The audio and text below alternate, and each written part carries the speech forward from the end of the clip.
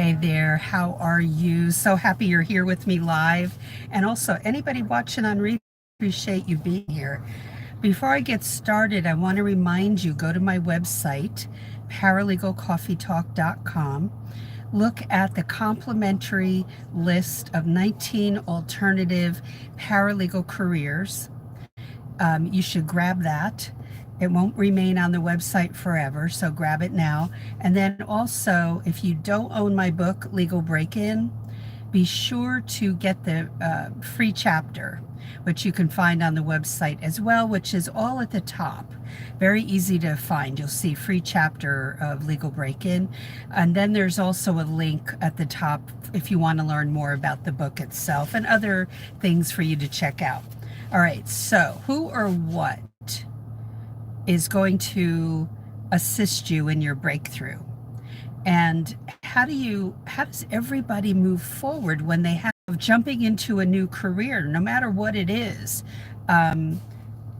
People are jumping into new careers all the time, but how do they do it when they're full of fear and doubt, etc., wondering about their skill sets and will they make it? Will there be jobs for them? Is the career dead? Well, it's not dead. The paralegal career is definitely not that. But let me read a quote to you. In the confrontation between the stream and the rock, the stream always wins. Not through strength, but by perseverance, never giving up. So if you go to Amazon and you look at my book, Legal Break-In, in the paperback form, you're going to see the cover of that, and there's a stream going around rocks. That's why I picked that cover, because it takes perseverance, it takes not giving up in order to land a job in this field and then work at creating a long-term career, not a 9-to-5 job. You've got to make a mindset shift with this, that it's not a 9-to-5 job, that you're building a career, and probably, more than likely, the first law firm that you land a job with, you might not be staying there all that long, because no one's going to necessarily give you I use a term I grew up with and we all used it, humongous raise when your year anniversary comes up, of $3,000 to $5,000, which would be nice, but it rarely happens. So you start to set goals for yourself at the very beginning, and that should never change. This should be something that you track, like what are your skills right now? What skills do you have to get? In my book, I talk about the basic skills, which are very basic office skills, but in the legal field, there are advanced Microsoft Word skills that you need. And you can watch my videos here on this channel. I have one that talks about Microsoft Word, look that up. And so I won't go into it here because that'll take, another 10 minutes. So I tracked all the skills that I was adding. How did I increase my knowledge in Microsoft Word? And then I would change how I worded that on my resume. Okay. So number one, we're going to go into, I think, about 3 things here. Number one, you've got to be at peace with frustration, not be at war with it. Be at peace with it, because frustration is just going to be something you feel until you learn how to do, what your end game is, until you learn how to accomplish being a paralegal. And that takes, yes, I'm going to say this, 3 to 4 years in the field, where after 6 months, you start to learn, you're learning you're like a sponge, you're soaking it all up. But before you apply to any jobs, you have to be able to articulate, you have to be able to show that you know how to do some things, that you know how to help the attorney. And how will you do that? You've got to push through the frustration. If you say, well, Leslie, I'm weak in Microsoft Word, then that has to change. If your typing speed is 45 words per minute, that's not shabby. Hey, that's not shabby. That's good. But it needs to be closer to 60 Did I say it has to be 60? I said it has to be closer to 60. And so you take typing tests that are all online, they're free. And look for and try different ones because some are harder than others, and get that speed and accuracy. Like, get to where you have no more than 1 or 2 mistakes as you're typing. If you have a bad day, forget it. Go at it the next day. But set upon this thing of training your brain to work faster with your hands and get that speed up. The only thing that will diminish that happening is that if the reading capabilities are problematic, if your reading speed is slower, then you won't be able to move those hands as fast. So it might be that you have to improve your reading abilities, and that just comes with a lot of reading. I improved my vocabulary by reading more. I learned new words, and just the more I read, the more I improved my vocabulary.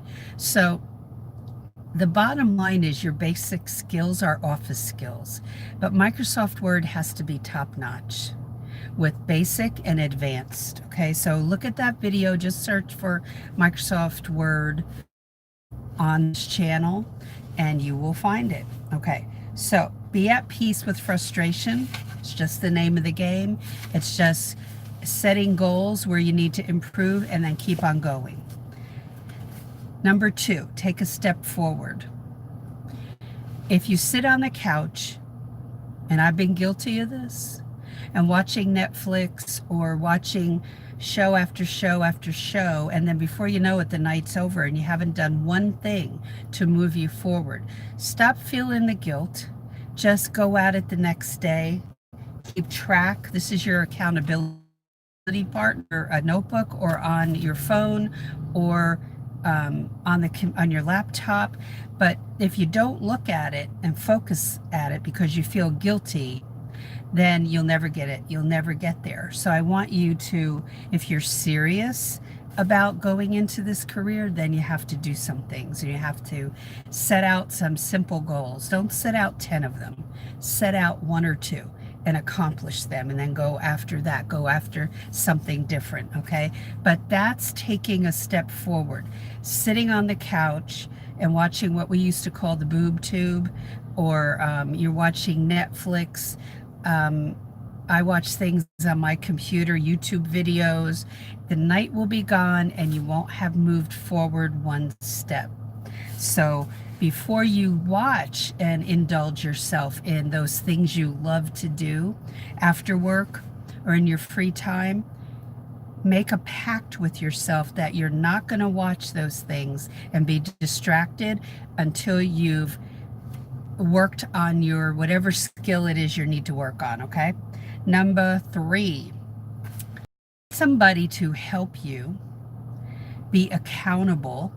Now, for me personally, I don't want somebody like battering me, like with questions. Did you do it? That's not a really good accountability partner for me. At work, my boss is my accountability partner, and the legal pad where I have my to-do list, that's an accountability for me. That, okay, I have to do that. I need to go do that. I need to make this change. I need to get that done. Because at work, my boss is going to be showing up at, right at my desk going, how's that coming along? If I'm not communicating it, which I should be, then the boss is going to appear at my desk and go, how's it going? Well, when we're heading towards a new career, there's no one really appearing in front of us going, hey, did you get that done?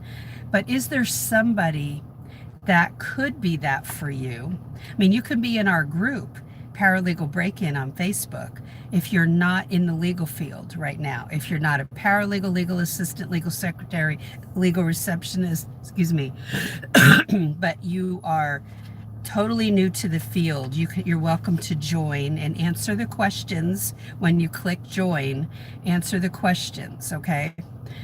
and then ask questions there so you can move forward and don't let these things stop you. Okay. So the question is, who or what would most help you push through some difficulty right now? The thing that barrier that's stopping you. Because in that picture on my book of the stream going in among the rocks, moving through that, and wearing down the rocks of resistance, you are that stream. And so by not giving up and pushing through, you'll get there. You will. People will all the time, but Leslie, I've applied to all these places, and they are not hiring because they want experience. That is not true. You're either applying to the wrong jobs, or you're not really communicating how you can help the attorney. How can you help the attorney? They're not going to put you in school when you get to the law firm and say, okay, now this is lesson 1. They don't do that. Okay, you have to know what you're doing for the most part, not 100%, before you get there. Okay, so it's not about experience, it's about legal knowledge. When 2020 rolls around, you need to consider taking my class before you start jumping in, before you know what you're doing, and knowing how to apply and how to talk to the attorney in a cover letter and on your resume. Because there are certain things they want to see, and that's where I see people falling down, and certain things you must know how to do. So that is it for today. Don't give up on going forward. You know the areas you are not exactly proficient in. You need to get there.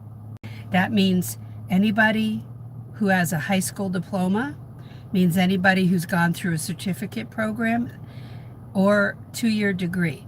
The certificate and the 2-year degree, listen to what I'm saying, according to many state regulations, are not mandatory. They're voluntary.